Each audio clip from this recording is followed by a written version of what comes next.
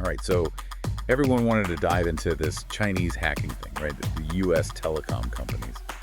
Well, get ready because this gets serious quick. It's not just about like dropped calls or if your internet's slow.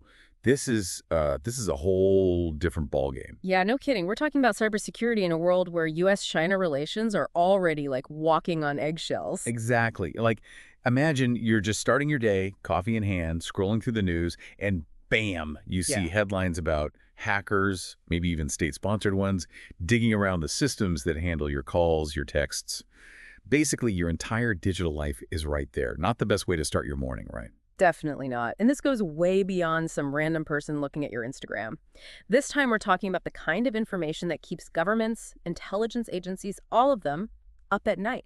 Okay, so, like, what kind of sensitive information are we even talking about? Paint me a picture. Well, think about it. Telecom companies, they have it all. Who you're calling, when you call them, how long you talk, even location data, it's all there. And this stuff is gold, especially in national security investigations, right? Right, right. Think about it. Wiretap warrants, tracking potential threats. Keeping tabs on what foreign agents are up to on U.S. soil. Exactly. Now imagine a foreign government gets their hands on all that. They'd basically have a playbook of who the U.S. is watching and what they're looking into. Yeah, Talk about an intelligence advantage. exactly. It could let them stop investigations dead in their tracks before they even really get started. And it's not just about protecting operations either. This could put people at risk too, like think about Chinese dissidents living in the US or anyone critical of the Chinese government if their conversations are compromised. Yeah, that's not good. So this isn't just data theft. It's about manipulation, disruption. Control. They want to control information, control the narrative. This is about power dynamics playing out in the digital world. Which leads us to the who behind all of this. Mhm. Who are these hackers? They're not just some kids in a basement, right? No, not even close. We're talking about a seriously skilled group. They're known in the cybersecurity world as Salt Typhoon. Salt Typhoon. Sounds more like a weird weather event than a hacker group. What makes them so good, so hard to find? Well, they're masters of stealth, for one thing. This recent telecom thing, it went undetected for months. Can you believe that?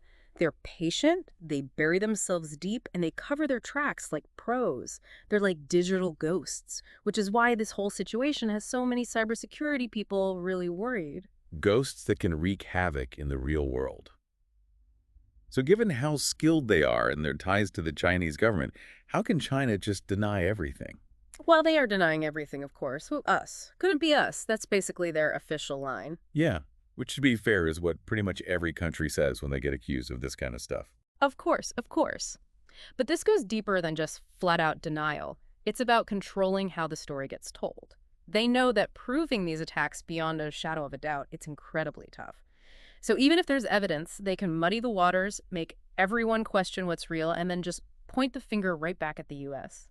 Remember when Xi Jinping promised President Biden that China wouldn't interfere in the 2024 election? That was a big deal. Huge deal. A promise on the world stage, basically. Right, and yet here we are with reports of Chinese hackers going after the heart of U.S. communication systems. Makes you wonder how much those promises are really worth, and it shows there's a deeper pattern here. So it's not just this one event. It's a pattern of behavior that destroys trust and makes an already tense situation even worse. Exactly, and that brings up another even bigger question. If this is what China's willing to do when things are relatively calm, what happens when, or maybe I should say when, relations really go south? That's a chilling thought.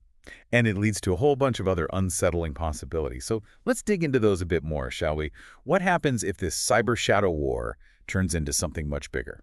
Well, the worst case scenario, full-blown cyber war. Imagine like widespread internet outages, critical infrastructure shutting down. Hold on, stop right there. No power, no water, no nothing. Are we talking like total societal meltdown? It's definitely possible, and it's something that keeps a lot of security experts up at night. See, the problem is that the tools and tactics used in this kind of cyber warfare, they're constantly evolving. Stuff that might have sounded like some crazy sci-fi movie a few years ago, it's a real threat now. So it's not just about stealing information anymore. It's about having the power to cause real damage in the real world, to create chaos, on a huge scale. Exactly. And that's what makes this whole thing so dangerous. In a traditional conflict, you've got clear battle lines, rules of engagement. Some kind of accountability. Right. But in cyberspace, those lines are blurry at best. Figuring out who's behind an attack is incredibly difficult, which makes stopping them almost impossible. And the chances of something going wrong, something unintended, those are huge. It's like trying to swat a mosquito in a hurricane. Mm. So, all that being said, what can the U.S. or any country really do to protect themselves in this new world of cyber warfare? Well, there's no easy answer, that's for sure. It's complicated, and there's no one thing that solves it. But there are things countries can do on a few different fronts. For one, they've got to make their cyber defenses stronger. Yeah, beef up the digital defenses. Makes sense. But how do you even start doing that when you're up against something as sophisticated as we've heard Salt Typhoon is? It's like a constant game of cat and mouse, you know? You need to invest in the latest technology, absolutely, but also in the people, the best minds in cybersecurity. They're the ones who can, like, anticipate what's next, build the defenses we'll need tomorrow. So there's a tech race going on too. Yeah. But it's bigger than just having the best firewall money can buy, right? Oh, absolutely. It's also about sharing what you know, working together, not just within governments, but between countries. Cyber threats, they don't care about borders, so our response can't either. Right, it's a global problem. But that feels like a tough sell these days, with all the tension and mistrust between countries, especially between the U.S. and China. You're hitting on a really important point.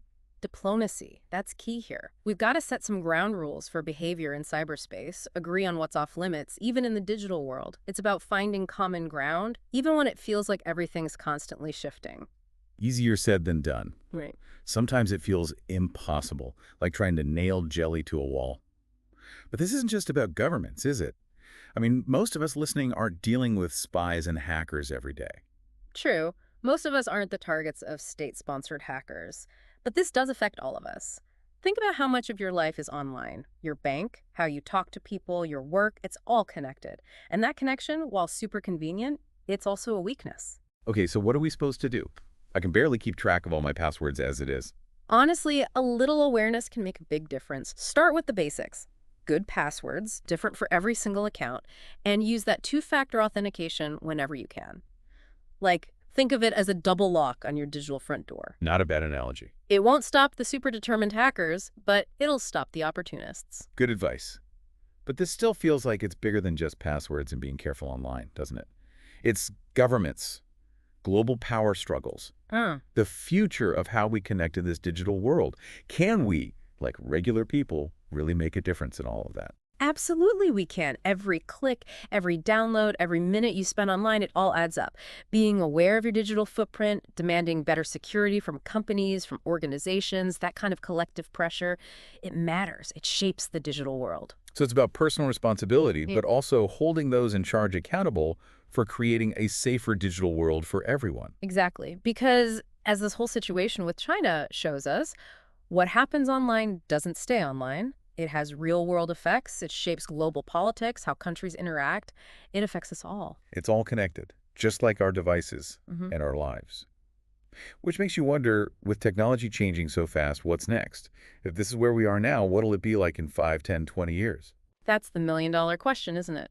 Predicting the future is always a bit of a gamble, but we can make some educated guesses based on what we're seeing now.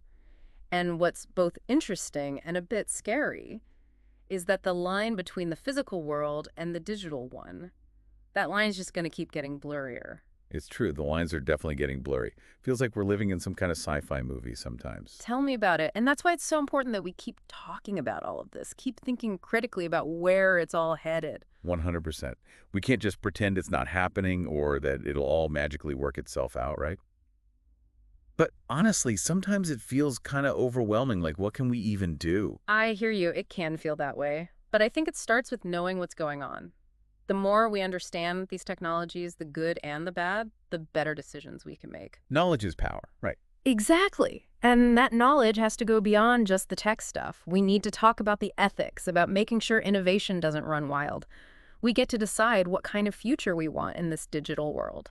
So it's not just about ones and zeros. It's about values, about having a say in how all of this gets shaped. Exactly. And that's where you come in, dear listener. Stay informed, be part of these conversations, demand that the people in charge are transparent and accountable. Because this isn't just about data and devices. It's about our lives, our freedom, the future we're all moving towards. You got it.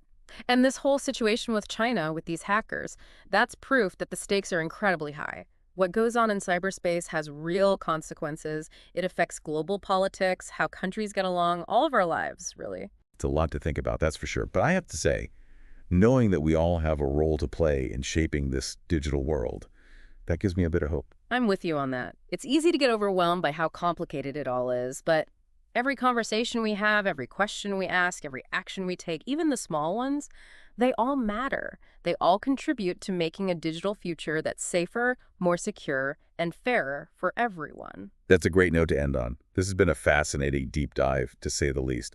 We've gone from cyber-espionage to AI hackers, and even explored what the future of conflict might look like. To everyone listening, thank you for being here with us today. Remember, even though these global issues seem huge, staying informed and engaged is crucial. Until next time, stay curious, stay safe, and most importantly, stay connected, both in the real world and online.